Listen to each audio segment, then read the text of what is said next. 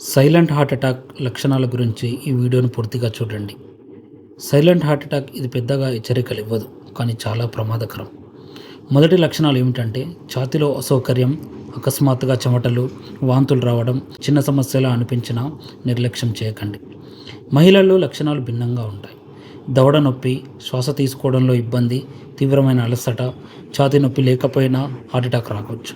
Diabetes ఉన్నవారికి మరింత ప్రమాదం. షుగర్ ఉన్నవారికి నొప్పి తక్కువగా అనిపించవచ్చు. బలహీనత, చెమటలు, తేలికపాటి ఛాతీ ఒత్తిడినా జాగ్రత్తగా ఉండాలి. ఎప్పుడు హాస్పిటల్కి వెళ్ళాలి. తీవ్రమైన ఛాతీ నొప్పి, శ్వాసలో ఇబ్బంది, అకస్మాత్తుగా బలహీనత, ఒక్క నిమిషం కూడా ఆలస్యం చేయకండి, వెంటనే హాస్పిటల్కి వెళ్ళండి.